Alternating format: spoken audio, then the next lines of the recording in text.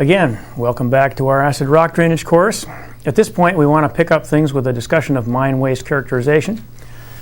There are several types of analysis that can be used in characterization. These include chemical analyses, mineralogical analyses, as well as static and rapid leach tests. And back with us for this segment are Kim Lapaco, Harry Posey, and Charles Bucknam. Kim, I believe we'll start with you. Okay, thanks, Dave. We've heard about sampling to some extent, and the water quality from mining operations can determine the extent of impact from mine waste. Mine waste drainage quality varies among mines and even from different mine waste within a given operation. Within some operations, mine waste drainage quality can vary from environmentally harmless to highly acidic drainage with elevated concentrations of trace metals. This variation is largely the result of variation in mine waste composition. Land management agencies and mining companies have to know what the drainage quality from an individual mine waste will be, not only at present but also in the future. Based on this knowledge, remediation plans for mine waste disposal facilities can be tailored to the potential impact from the mine waste. In addition to mine waste drainage quality information, there are also characteristics of the mine waste themselves that tell us what impacts might be expected. In the earlier presentation on mine waste dissolution, we heard that there are some minerals in mine waste and attributes of those minerals that influence mine waste drainage quality. There are also a number of methods for determining important characteristics of mine waste. As a matter of fact, the main purpose of characterizing mine waste is to help us predict their drainage quality. Based on these predictions and any available drainage quality information, mine waste management plans can be developed. Mine waste drainage quality sampling alone may not be adequate for predicting drainage quality. In the case of proposed mines, there are no drainage quality data available. Furthermore, mine waste drainage quality today may not reflect the long-term potential for impact. For example, a mine waste drainage may be neutral for many years and then acidify. So a drainage that appears harmless today based on the drainage quality could become acidic in the future and remain so for a long time. If mine waste remediation strategies were based on drainage quality alone, they could ignore mine waste with the greatest potential for impacts on water quality. By characterizing the mine waste itself, we can better determine the potential for long-term impacts. So, mine waste characterization, along with available drainage quality data, 1, helps predict the potential impact of a mine waste disposal facility. 2, it provides a technical basis for prioritizing mine waste problems. And 3, it helps tailor remediation to the potential impact on water quality. The next few presentations this morning will identify approaches available for mine waste characterization. And these will include screening large areas, chemical analyses, mineralogical analyses, static tests, and rapid leach tests. Kinetic tests will then be discussed as a method of relating mine waste characteristics to drainage quality. The reliability of most of the chemical and mineralogical analyses is fairly well known. In contrast, static tests, rapid leach tests, and kinetic tests were developed specifically for mine waste and have a fairly short track record. Whether or not a mine waste will produce problematic drainage may be fairly obvious. For example, a sample may have a very high iron sulfide content and very low carbonate mineral content. This might be determined as an acid producer by field examination alone. With other samples, several types of characterization may be required to determine if the sample would produce acid. The objectives of the following characterization presentations are as follows. First of all, present methods for screening large areas for problematic mine waste, and then to describe application of chemical analytical methods to specific mine waste in assessing acid production potential, acid neutralization potential, potential for trace metal release, and mineralogical composition. Let's start out with the methods for screening large areas for problematic mine waste. To screen large areas for potentially problematic abandoned mine waste, geoenvironmental modeling and airborne techniques can be used. Geoenvironmental modeling was discussed earlier and can provide a first-cut prediction of expected mine waste drainage quality. This prediction is based on information such as mine geology, methods of mining and mineral processing, and climate. The USGS has also applied two techniques for screening larger areas for reactive abandoned mine waste: avarice and geophysical methods. Data are collected from an airplane flying over areas of interest. Avarice stands for Airborne Visual and Infrared Imaging Spectrometry, which is a mouthful. It locates mine waste by identifying products generated by iron sulfide oxidation. The geophysical methods used can be used to map surface lithology, structure, as well as groundwater flow. And these techniques can be used to help locate mine waste and help prioritize sites for further characterization or remediation. Now I've got a question for you, and that is, avarice and geophysical techniques can be applied to large areas by making measurements from an blank. So go ahead and take a few seconds to fill in the blank.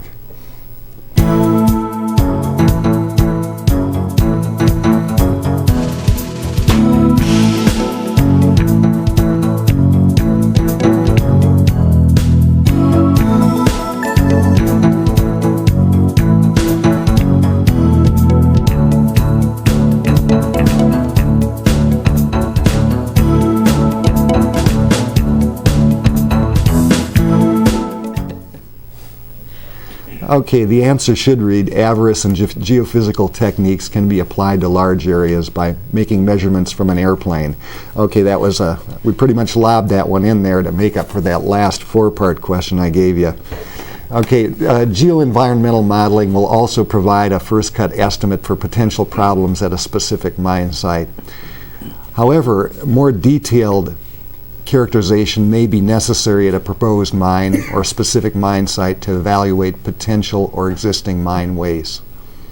Chemical analytical techniques are available to assess the potential for generating acidic drainage, the potential for trace metal release, and to assess the composition of the major minerals present. Charles uses many of these techniques in his daily work, and he'll now describe some of them for us. Charles? All right, thank you, Kim. Chemical analysis techniques can be used to estimate acid production potential, neutralization potential, and to determine total trace metal and whole rock components. The various analytical methods won't be presented. For more detail on the methods, check the characterization paper on the web page and references cited in it. The capacity of a mine waste to produce acid is obviously an important quantity. Acid-producing minerals identified earlier were iron sulfides, soluble iron sulfates, and less soluble iron sulfates.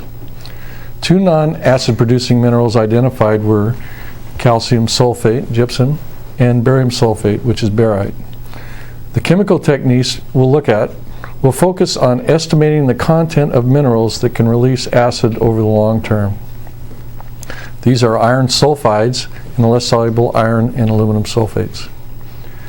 Iron sulfate minerals that dissolve and release acid quickly will be addressed in the presentation on rapid leach tests. The maximum acid production potential can be quantified by determining total sulfur content and assuming that all the sulfur is present as an iron sulfide. Established chemical techniques using a high-temperature combustion furnace are commonly used to determine total sulfur and produce reliable results. This approach assumes all sulfur is present as iron sulfides. As we know, sulfur may be present as acid-producing minerals that react differently or in non-acid-producing minerals. For some rock types, it may be important to know more about how sulfur is distributed among different minerals. Sulfide content can be reliably determined using a high-temperature combustion furnace after pretreatment, which depends on the mineralogy. This content can be used to estimate the iron sulfide content. The presence of trace metal sulfides can lead to overestimation of the iron sulfide content using that method. Generally, trace metal sulfide content of mine waste is low relative to the iron sulfide content in some ores. Consequently, the extent of the overestimation tends to be very small. Less soluble iron sulfate and aluminum sulfate minerals such as jarosite and alunite can store acidity for potential release. There are no widely accepted chemical methods for determining the sulfate present in these minerals. However, the USGS is working on methods to determine how total sulfur is distributed among various minerals, and ASTM is also working on a suite of these types of tests. Results of the project of the USGS is expected to be published in 2002 along with the ASTM methods. There are methods for determining sulfate present in the minerals, one of which is mentioned in the characterization paper on the webpage. For a particular rock type, it may be necessary to experiment with different methods to identify the most accurate approach for determining sulfate present in these minerals. So now we have another couple of questions for you. First, the maximum potential for acid production can be based on analysis for blank blank. And second, if sulfur is present only as iron sulfide and jarosite, two minerals, a less soluble iron sulfate mineral, how could you determine the sulfur present with jarosite? Now take a few seconds to answer these questions.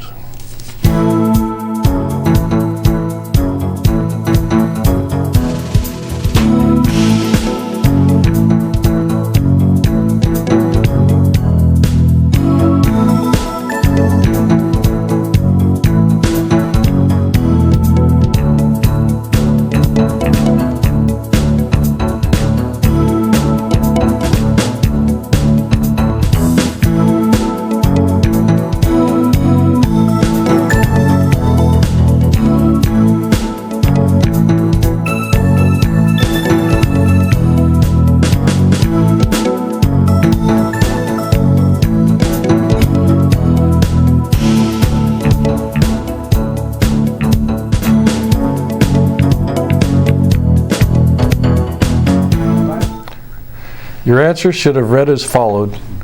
For that first question, the statement should read, for samples in which sulfur is present only as iron sulfides, the potential for acid production can be determined by analysis for total sulfur. And for the second question, it should read, to determine the sulfur present as jarosite, determine the total sulfur and sulfide contents. The difference between these values is the sulfur present in jarosite. With regard to generation of acidic drainage, determination of the acid neutralization potential is as important as acid production potential. Remember, the most effective neutralizing minerals are those containing calcium carbonate and magnesium carbonate. There are no specific chemical analysis to determine the total calcium and magnesium carbonate content, but we can assay for total calcium, magnesium, and carbon and infer values for the carbonates. However, the total carbonate mineral content can be determined based on analysis for inorganic carbon. This analysis will overestimate the neutralization potential if some carbonate is associated with iron or manganese or other metals. In addition to acid production and acid neutralization, trace metal release is also an environmental concern. There are several established chemical methods for reliably determine total trace metal content. These methods are discussed in a paper by Kroc and others in the Reviews in Economic Geology volumes mentioned previously. Trace metal content provides an indicator of what metals may be problematic, but does not indicate the form in which the metals occur. Trace metals may occur in several forms or phases. The potential for trace metal release to mine waste drainage depends on the form in which they occur. They may be associated with carbonates, absorbed onto manganese oxides, or absorbed onto iron oxides, associated with crystalline iron oxides, or within silicate minerals. The phase in which they are present can be determined by sequential extraction methods, and these are cited in the characterization paper on the webpage. Now for a brief review, the question we have for you is, Sequential extractions can assess the blank in which trace metals are present. Answer, form or phase. Your answer should read, sequential extractions can assess the phase in which trace metals are present. Form would also be correct. Major components of rocks can be readily determined by chemical analysis. They are referred to as whole rock components. Whole rock composition will aid in quantifying the mineralogy of the sample when used in conjunction with mineralogical techniques. So, to summarize, airborne techniques can be used to screen large areas for problematic mine waste drainage. Chemical analysis can be used to assess the maximum acid production potential and the sulfur present in acid-producing minerals. Chemical analysis can determine total carbonate mineral content, but not the total calcium carbonate and magnesium carbonate content. Chemical analysis can determine trace metal content, and sequential extractions can determine their phases. Chemical analysis can determine major or whole rock components that help in quantifying the mineral content of the rock. Back to you, Dave. Thanks, Charles. Let our viewers know, it looks like we'll have some time for questions around 11:30 or so. So if you've got questions, go ahead and phone in around 11:30 right before lunch. Next, Harry is back with us, and he's going to talk about mineralogical analyses. Harry? All right, thanks, Dave. I think the main reason that you would want to do a mineralogical analysis rather than a chemical analysis is to determine or to estimate where certain elements have come from. And in going for that information, what you want to find out is whether certain elements will mobilize during weathering. Now, in those cases, you'll need to know about the mineral residence of an element. In other words, you want to know where that element resides, what mineral it resides in. A whole rock analysis, as Charles is talking about, a whole rock analysis can tell you what elements are present within a rock, but they really don't tell you anything about where the elements occur, and they don't tell you anything about the weathering tendencies of that rock. Shale and basalt, for instance, generally contain just about every element in the periodic table. But the elements in shale and basalt, and a lot of other rocks too, will tend to weather quite slowly, even under acidic conditions. That is, slowly relative to, say, elements in sulfide minerals or in carbonate minerals, which can dissolve fairly quickly. So a mineralogical characterization may be necessary in those cases where you need to know exactly what mineral the element is coming from. The tools for determining mineralogy are broad.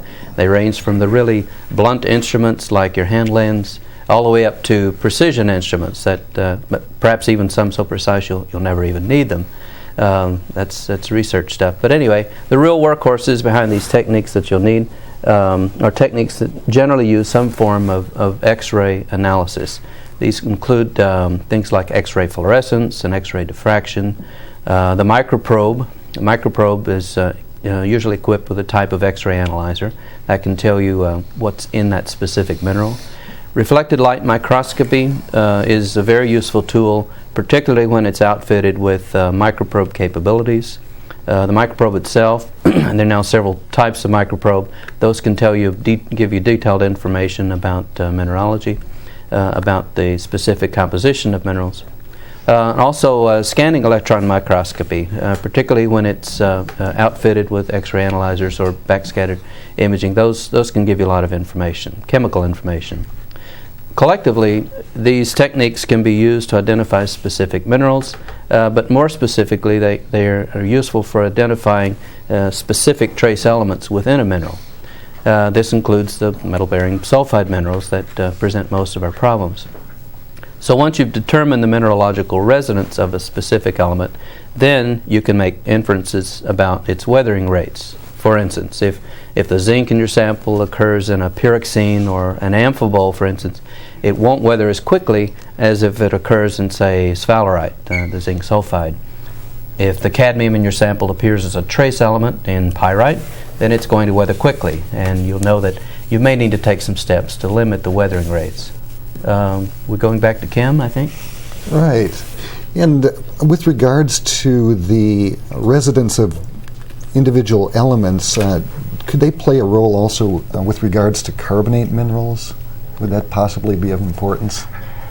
Well, yeah. If your whole rock analysis indicates that you have a lot of calcium and also a lot of sulfate, does that mean you have calcium sulfate, or does it mean you have calcium carbonate and some other sulfate mineral? You may need to go in with a microprobe or something like that and find out exactly what minerals are there. Right. I guess, yeah. So it could help you determine the amount of neutralization you've got in that rock, in that carbonate. Sure, it could. Okay. And that's a good point. All right. Thanks, Harry. Okay, next we're going to move on to static tests, and they're also referred to acid-base accounting. And these tests were developed to provide a quick and inexpensive estimation of the potentials of a mine waste to produce and neutralize acid. These tests are often used as preliminary screening tools and really shouldn't be used as the sole method of mine waste characterization. Static tests can be useful for characterizing mine wastes, but it's necessary to understand the tests in order to apply them effectively. And the objectives of this presentation are to address the following questions. First of all, what do static tests measure? Second, what relevant factors are not measured? Third, how accurate are static test measurements?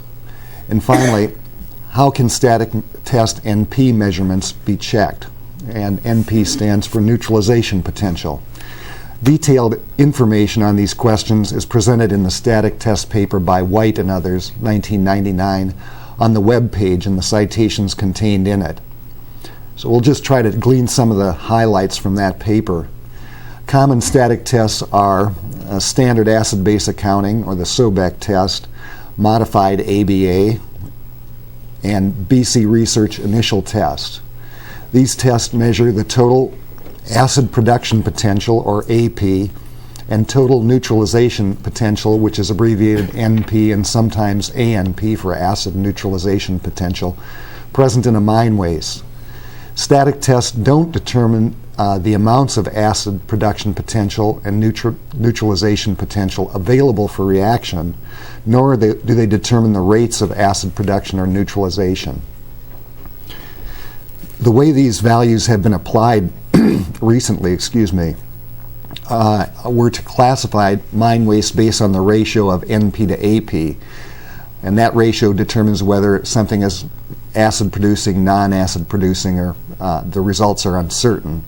Some ratios incorporate safety factors intended to account for potential differences in NP and AP availability and reaction rates. It's good to note that there's no long-term field drainage quality data verifying any of these ratios, and the appropriate ratio must be assessed based on the availability and reaction rates of acid-producing and acid-neutralizing minerals in a specific rock type. So static tests measure potentials for acid production and acid neutralization, but not the availabilities or reaction rates of AP and NP. So let's take a look at how accurately static tests measure the acid production potential and neutralization potential. It's important to note that the accuracy of these measurements will vary among different rock types. Static tests determine AP based on analysis for total sulfur or sulfide, the topic that Charles was just discussing. It's then assumed that the measured sulfur value, whether it be total sulfur or sulfide, is present as iron sulfide. The errors introduced in these approaches were discussed by Charles earlier. Using the total sulfur determination, it yields the maximum possible AP. It overestimates the AP if non-acid producing sulfate minerals like gypsum are present. Using sulfide to determine AP will underestimate this value if jarosite or alunite, some of the less soluble iron sulfate and aluminum sulfate minerals, are present. In general, I'd say, and I think that Charles might agree with this, hopefully anyway, AP for a rock type can be determined with reasonable accuracy using chemical analysis techniques discussed earlier. Appropriate sulfur analyses, however, for a specific rock type must be selected based on the acid-producing minerals present. Now, with respect to AP, or acid production neutralization potential measurements, are generally less accurate than the acid production potential measurements. For this presentation, we'll consider NP to be the amount of acid neutralizing minerals present that will dissolve to maintain a drainage pH of at least 6.0. That is, minerals that will dissolve to maintain the pH in an environmentally acceptable range. This will be assumed to be the total calcium carbonate plus magnesium carbonate content. Now, this is a bit of a simplification because there are cases in which silicate minerals will dissolve to maintain drainage pH at an environmentally acceptable level, but it's only when the iron sulfide content is very low, and we'll see an example of that later. The standard ABA, modified ABA, and BC research initial test use the same general approach to determine NP. Waste rock samples are crushed to a specified maximum particle size. Tailings, since they are fine, are generally run without size reduction. The sample is then subjected to dissolution or partial digestion in an acidic solution for a specified period of roughly 1 to 24 hours, depending on the test. The amount of acid neutralized during this digestion is then determined. Okay, for these procedures, how accurate are the static test NP measurements?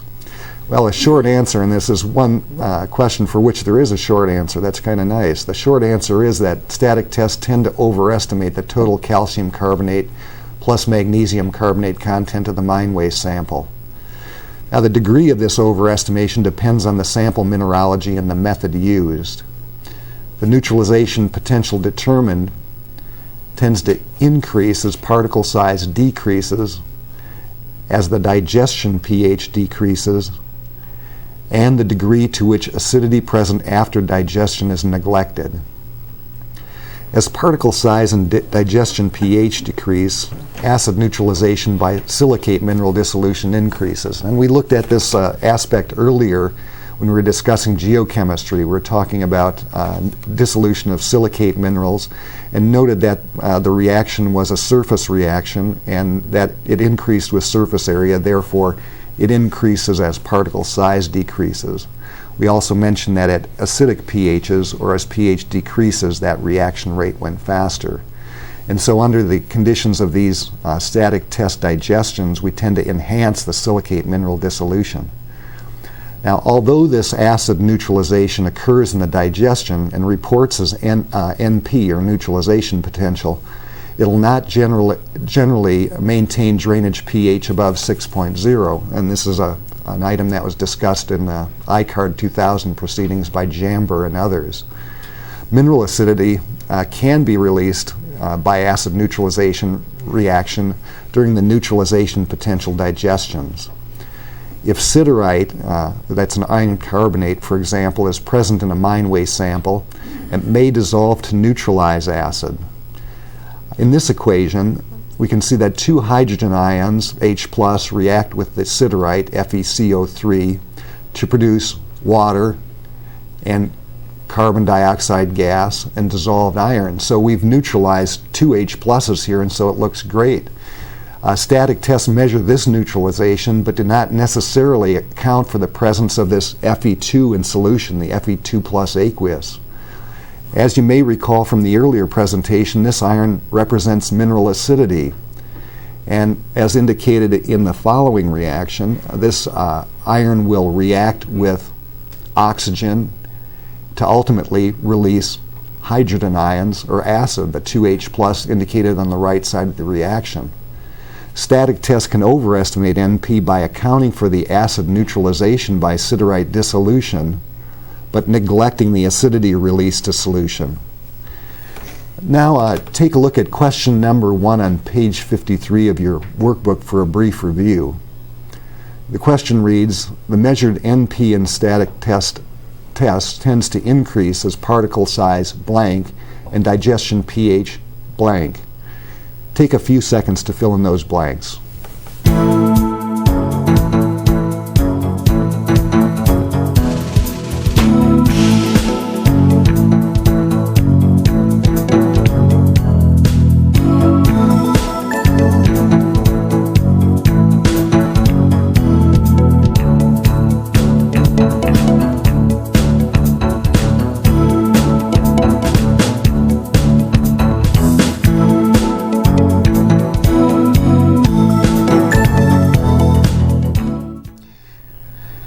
Okay, if you're receptive to the previous section, you would have filled both blanks with the word decreases. The measured NP in static test tends to increase as particle size decreases and as digestion pH decreases. Okay, we can see that NP values are subject to error. And if we're going to use these tests, how can we check the accuracy of static test neutralization potential values for a specific rock type or lithology? And this can be done by making NP determinations on samples of known total calcium carbonate plus magnesium carbonate content. And an example of this approach is presented in the following figure. The measured total calcium carbonate and magnesium carbonate content is presented along the x-axis, and the NP values determined by standard ABA and modified ABA tests are along the y-axis. The standard ABA values are in red and the modified ABA values are in blue. Now the line that's drawn down the middle of this figure represents a point at which the static test measured NP would equal the calcium and magnesium carbonate NP. And that would be to say that the measurement was exactly right, that our NP measurements were precise or accurate in determining how much calcium and magnesium carbonate content were present. Well, if we look at the standard ABA values, we can see that they're in red, that they're higher than the line, indicating that they overestimate the total calcium carbonate plus magnesium carbonate content. The modified ABA values in blue are almost on the line that represents equal NP and calcium and magnesium carbonate content. And this indicates that the modified ABA values provide a fairly accurate measure of the minerals, of the carbonate minerals present in these samples, and maintain a pH of at least 6. Now we see with this rock type the modified ABA is pretty good, a little bit better than the standard ABA, but this won't be true for every rock type. That means that the accuracy of NP results must be checked for each individual lithology. Okay, now let's turn to question number 2 on page 53 for a brief review. The question reads, the accuracy of NP or neutralization potential measurements on a specific rock type can be assessed by determining the neutralization potential of samples of known blank content. Take a few seconds to fill in the blank.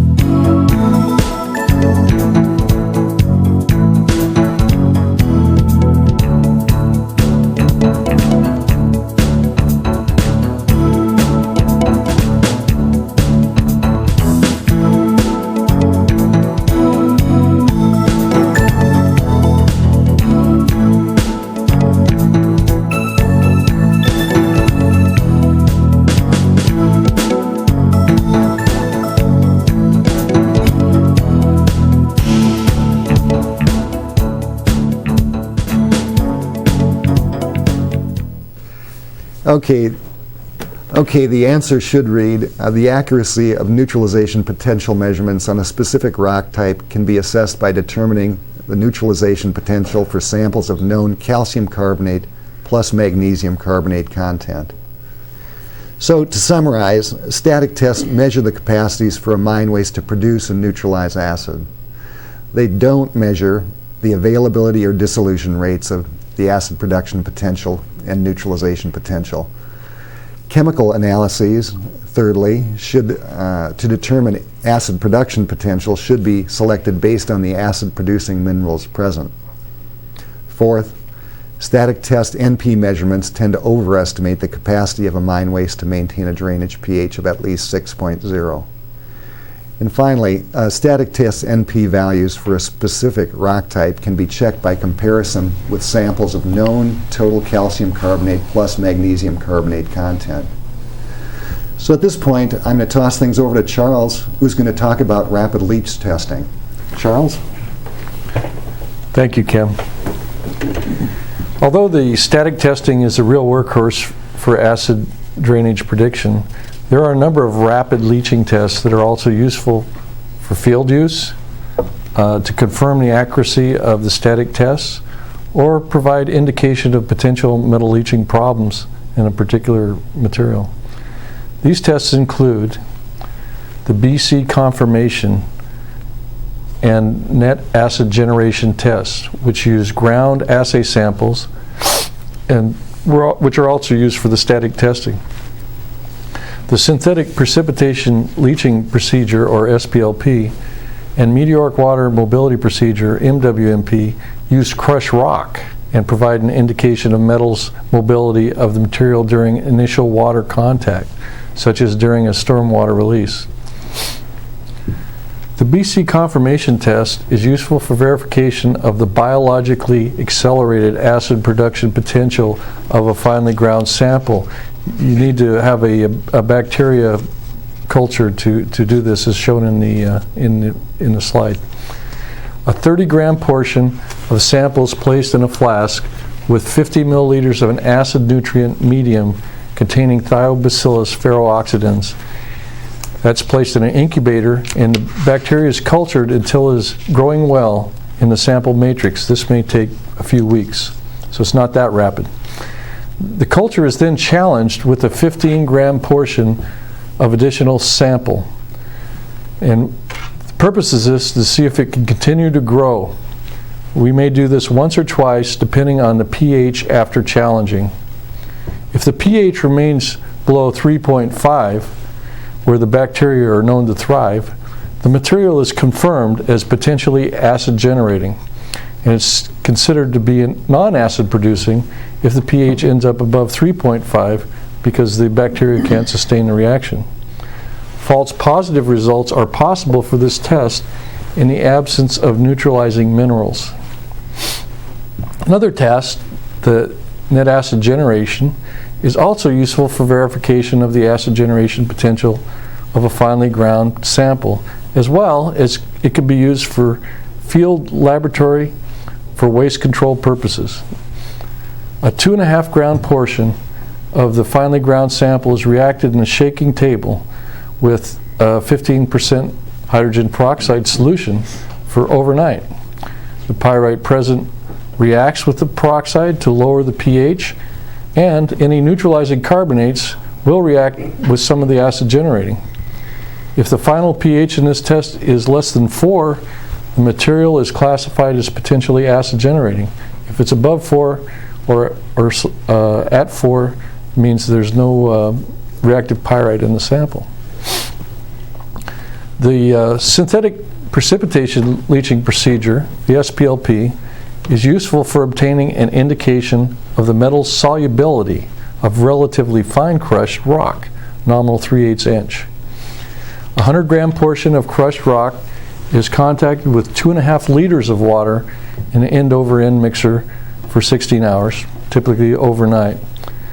The extract is filtered, preserved, and analyzed for metals and anions. The leach solution may be slightly acidified to simulate the effect of acid rain on the mobility of metals, particularly in the eastern part of the U.S. But only deionized water is used for extraction of cyanides, and typically also in Nevada. The quality of the extract is an indication of water quality from storm events. It solubilizes readily available salts on the material.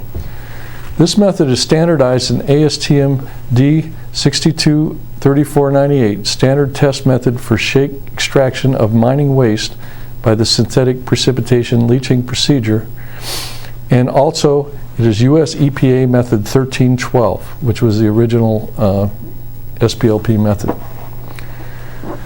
The meteoric water mobility procedure, or MWMP, is useful obtaining an indication of the metal's mobility in relatively coarse crushed rock up to 2 inch in size.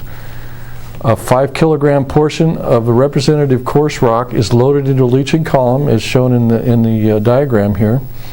An equal weight of deionized water, 5 liters, is passed through the column over a 1-day period. The extract is filtered, preserved, and analyzed for metals and anions, the same way as the SPLP. This method is also undergoing ASTM balloting in conjunction with the Nevada Mining Association task group. To summarize, use the BC confirmation test to verify your acid-base account classifications from static testing, or if they're from carbon-sulfur analysis, you can use it for that also. Use the net acid generating test to check for BC confirmation false positives to see if there's any reactive pyrite, or you can use that as a field method for waste control. Analysis of solutions for all of these methods are useful as indicators for potential water quality impacts, from best case to worst case, generally in the following order, with the SPLP being the most dilute test. That gives the best quality. MWMP is about a 1-to-1 ratio. Net acid generation actually have reaction with acid, and the BC confirmation, where you actively add acid, will tend to give you more metals mobility in the solutions. But they certainly can identify potentially problematic elements in that particular waste material. Use the meteoric water mobility procedure, or MWMP, for coarse rock. Use the SPLP for crusher reject samples. Now please go to your workbook on page 62 and look at the questions 1 through 3, which Kim will show us on the Elmo here too.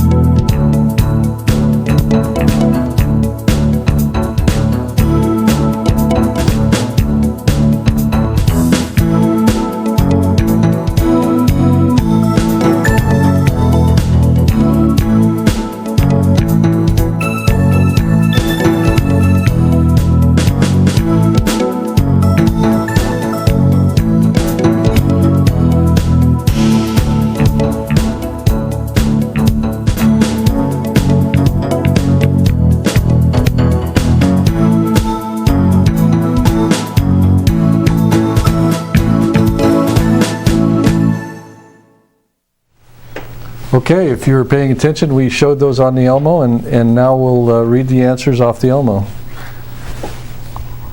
Answer to question 1. The meteoric water mobility procedure, the MWMP, is most appropriate for use on coarse particle size material because it handles samples up to 2-inch passing. Answer 2. A pH lower than 3.5 indicates that bacterial acid generation can be sustained in a material during the BC confirmation test. So watch out when your pH gets below 3.5, those bugs are going to take off. Answer number 3. Hydrogen peroxide is what reacts with the pyrite, and you could also have pyrrhotite or marcasite, as Kim has shown earlier, to generate acid in a net acid generation or NAG test. So remember, rapid leach testings are useful in field laboratories. They're useful to confirm results from static testing or carbon-sulfur analysis, to provide preliminary data on metals leaching and anions. Results from these tests may also be useful to modelers for predicting drainage characteristics of waste rock materials similar to kinetic tests, which Kim will now go into. So Kim, go ahead with the kinetic testing. Thanks, Charles. We've heard about several approaches for determining the characteristics of mine waste. We've had presentations on chemical analyses, mineralogical analyses, static tests, and rapid leach tests. Kinetic tests are longer-term dissolution tests conducted to describe the relationship between solid phase characteristics and drainage quality. These tests can be very useful in predicting the quality of mine waste drainage. Relative to the characterization methods discussed previously, they're pretty expensive and can take a long time. Kinetic tests can be conducted to meet a number of different objectives, including the following. They could be conducted to determine if a mine waste sample will produce acidic drainage. Also, it could be conducted to determine the rates of acid production and acid neutralization. or to determine NP, or neutralization potential availability, or determine the potential for trace metal release, and possibly to simulate field drainage quality. This presentation is going to focus on kinetic testing conducted to determine if a mine waste will produce acidic drainage. In particular, the objectives of the presentation are to first describe some of the kinetic tests available, second, describe the effects of test duration on kinetic test results, third, to describe the effects of particle size on kinetic test results, and finally, to present an example of kinetic test data application to mine waste management decisions. There are several kinetic test methods presently in use. In general, the tests involve regularly rinsing a mine waste sample and analyzing the drainage to determine pH and concentrations of other components like sulfate, calcium, magnesium, and trace metals. As we learned earlier, the sulfate can be used to track iron sulfide mineral oxidation.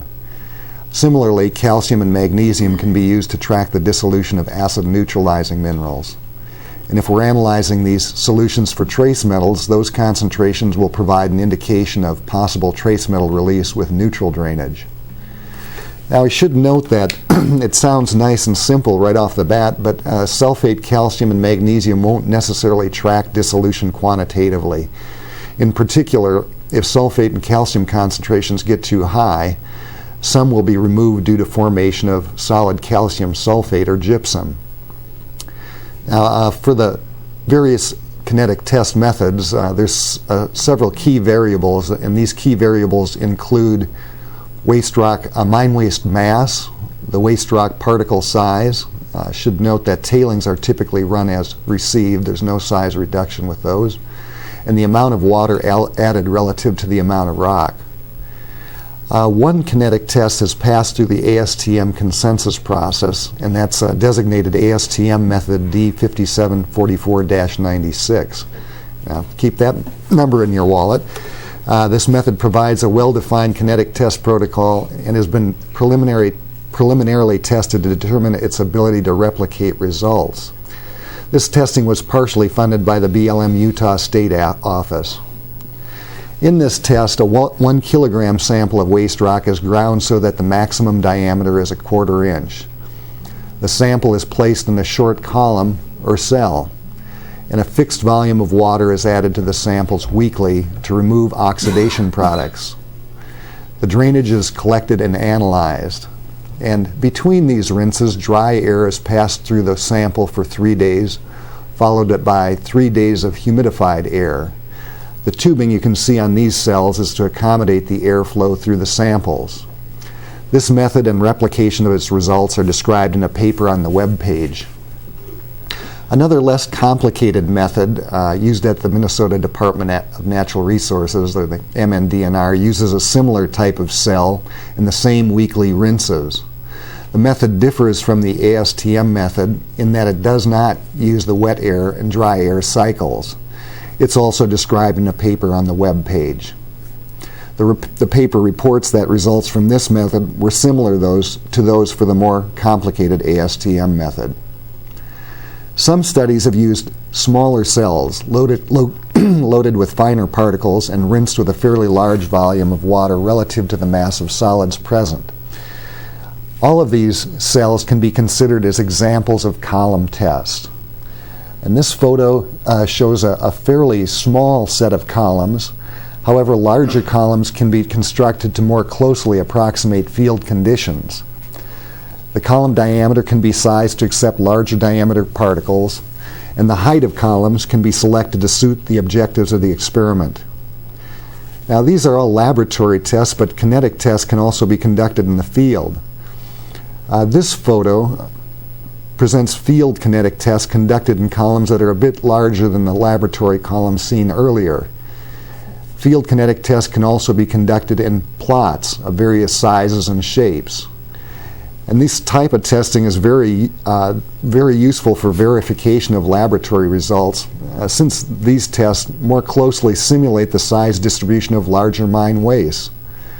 They can also account for environmental conditions that are ignored in the laboratory. And there's a comparison between laboratory and field kinetic tests in a paper on the web page.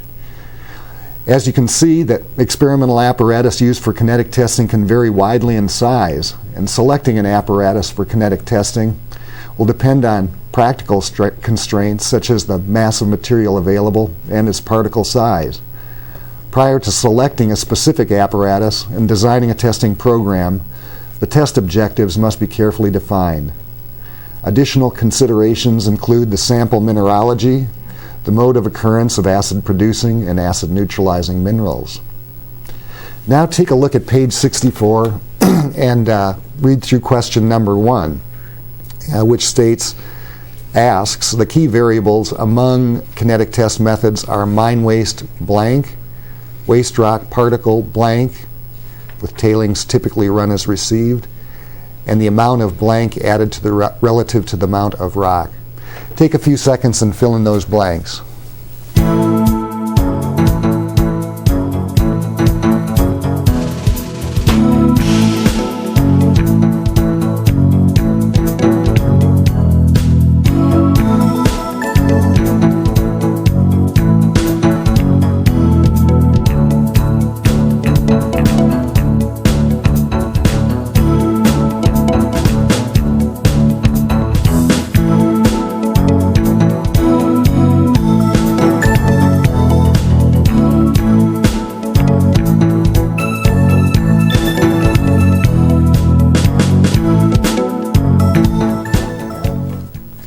Okay, here's the answer. Key variables among kinetic test methods are mine waste mass, waste rock particle size of tailings, since they're small, can be run as received, and the amount of water added relative to the amount of rock. Now let's take a more detailed look at the effects of test duration and mine waste particle size. I didn't mention test duration earlier as a variable because it can vary with any of the methods described. The question boils down to how long should tests be run. Efforts were made in the past to prescribe the duration of kinetic tests at, for example, 3, 10, 20, or 40 weeks. If we're trying to determine whether or not a sample will produce acidic drainage, testing may take a long time. For example, let's look at this figure, which is similar to the one we saw previously.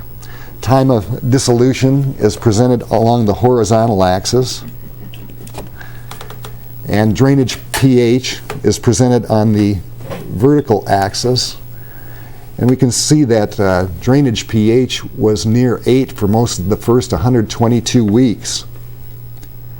And subsequent to that time, it became ultimately quite acidic, down around 3 or even a little bit less than that.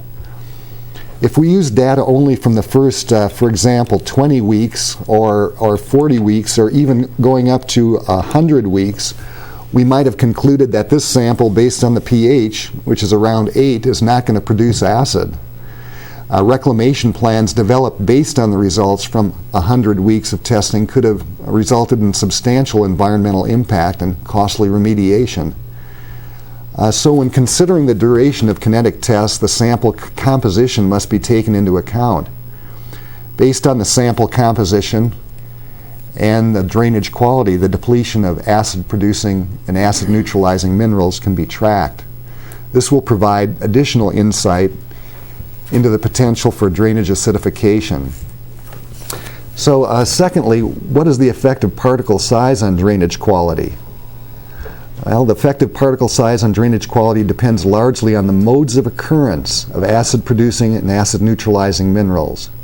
For some rock types, the effect of particle size on drainage quality is small, negligible. For other rock types, particle size can have a large effect on drainage quality. This figure presents particle size along the horizontal axis, with the smallest particles on the left. And drainage pH is on the horizontal axis, on the vertical axis. The minimum drainage pH observed during 30 weeks of testing is what's presented for the pH value. We can see that the small particles over on the left side, and those are diameter less than 74 microns, produced alkaline pHs between 7 and 8. whereas the large particles on the far right, and these are particles that are about a quarter inch in size, produce acidic drainage. Now the small and the large particles had similar sulfide and carbonate mineral content, so why the difference? How could you possibly get acidic pHs from one set of samples and neutral pHs from another, despite the fact that their composition is the same? Well, according to Lou, our mineralogist, the fine pyrite grains in the larger samples occurred in veinlets that were relatively open and porous. In this mode of occurrence, pyrite grains were accessible to air and water and therefore available for reaction. In contrast, the carbonates in the larger particles were present in tight veinlets, and the carbonate availability in the larger particles was apparently limited by this mode of occurrence. When the particle size was reduced by grinding, these carbonate minerals became available for reaction and neutralized acid produced by pyrite oxidation. Now, two other types of rock were tested in this study. In direct contrast to the previous example, drainage pH from one rock type decreased rather than increased as particle size decreased. Drainage pH from the third rock type did not vary greatly with particle size. At present, it's not possible to quantitatively determine the effect of particle size on drainage pH for a specific rock type. However, detailed description of iron sulfide, calcium carbonate, and magnesium carbonate mineral abundances and modes of occurrence will provide a qualitative indicator of this influence. Okay, now turn to page 64 and take a look at questions 2 and 3. Question 2 asks, is it possible for a mine waste sample to produce acidic drainage after producing neutral drainage for several years? And the second question asks, the effective particle size on drainage quality depends on the blank of acid-producing and acid-neutralizing minerals. Take a few seconds to answer these questions.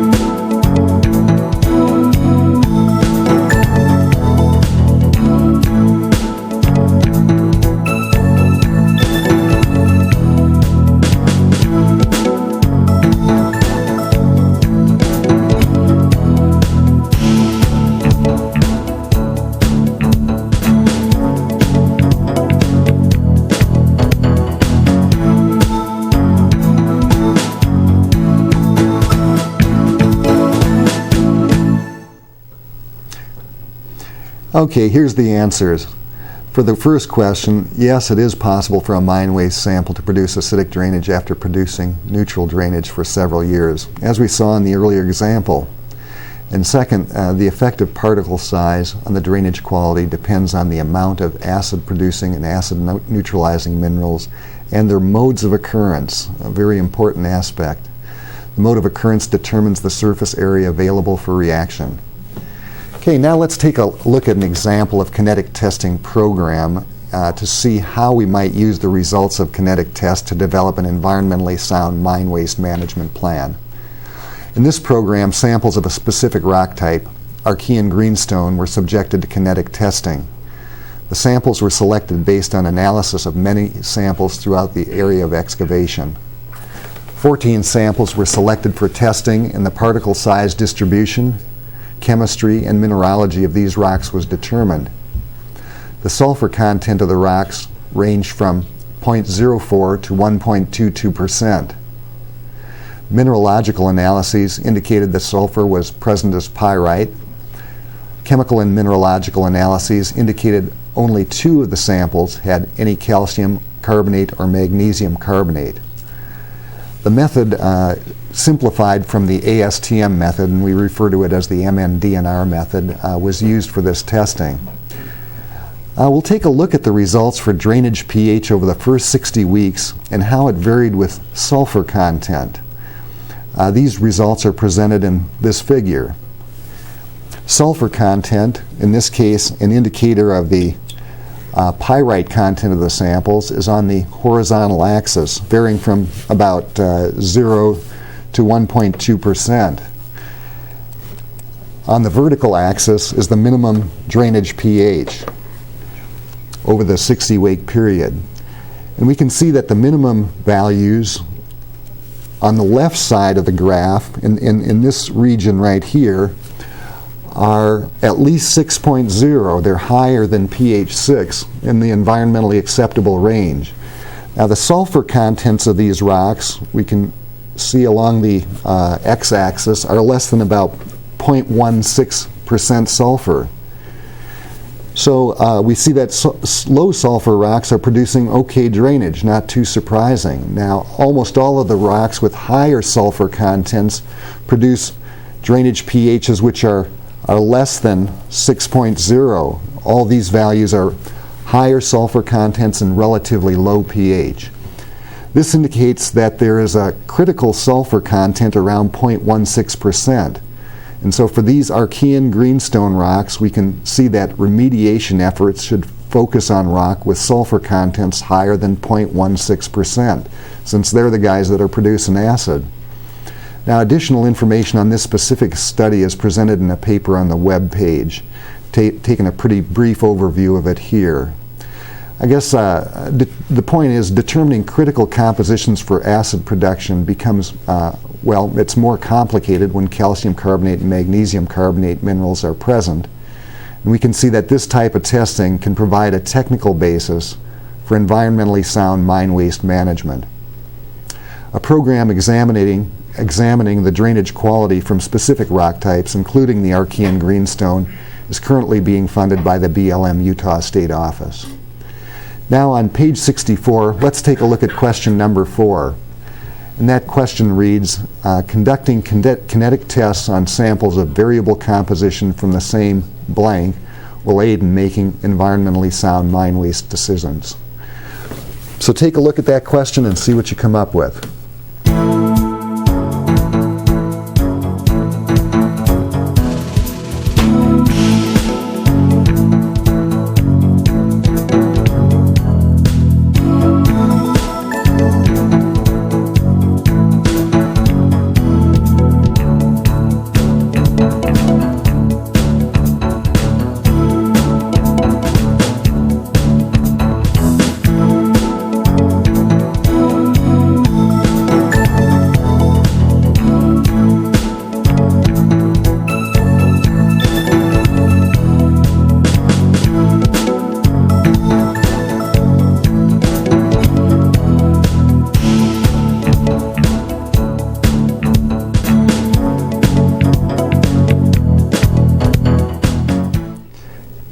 Okay, so conducting kinetic tests on samples of variable composition from the same rock type or lithology or possibly alteration will aid in making environmentally sound mine waste management decisions. So to recap what we've discussed on kinetic tests, there are many types of kinetic tests that use different mine waste masses, particle sizes, and ratios of rinse water to sample mass. Second, a kinetic test and testing design for a specific rock type should be based on well-defined objectives, the mineralogy of the rock type, and the modes of occurrence of acid-producing and acid-neutralizing minerals. Third, samples to be tested should be characterized in detail, although we didn't talk about that in detail. For samples with even moderate contents of calcium carbonate or magnesium carbonate, the time to drainage acidification may be years. We should note that the particle size reduction for kinetic tests may affect results. And finally, conducting kinetic tests on a series of samples from a mine waste lithology will assist in making environmentally sound mine waste management decision. So that about wraps it up for our kinetic tests. Dave, back to you. Thanks, Kim. Good session. I've got a couple questions, if nobody else has any questions. How much do these tests cost? Okay, the kinetic tests can cost anywhere in between $5,000 a year. depending on a few crucial variables. One would be the amount of solid phase characterization that you want to have done. If you're having extensive mineralogy done, that'll boost up the price. Second aspect that affects cost is the amount of analysis you're going to be doing on your drainage.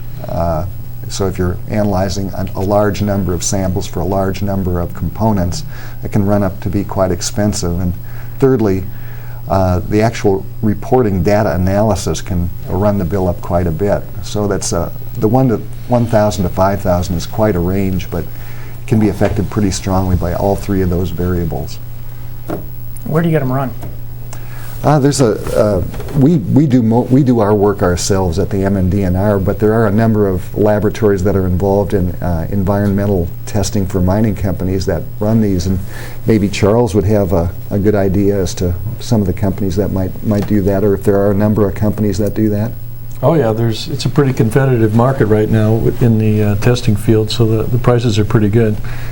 But yeah, there's any of the commercial laboratories are trying to get some of this work.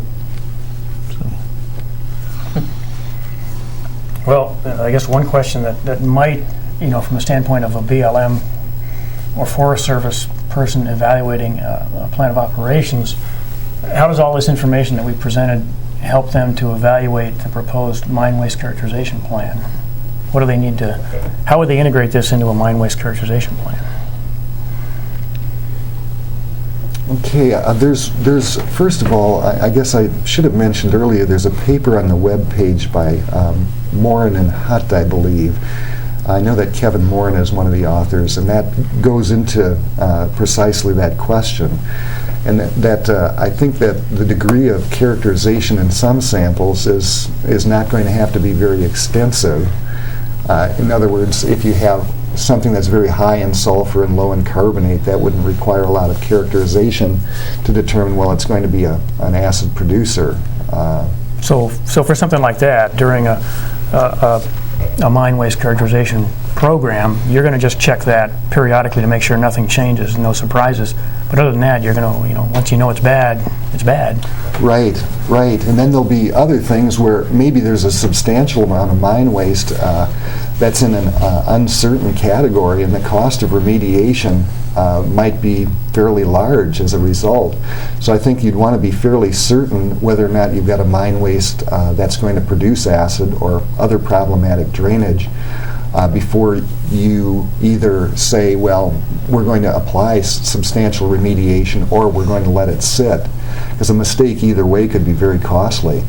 And so if you have something along that order, you're probably going to carry your characterization out to greater detail and maybe be doing some of the mineralogical work that Harry was describing earlier to have a good handle on what your mine waste is like and what kind of water quality that you're going to expect from it.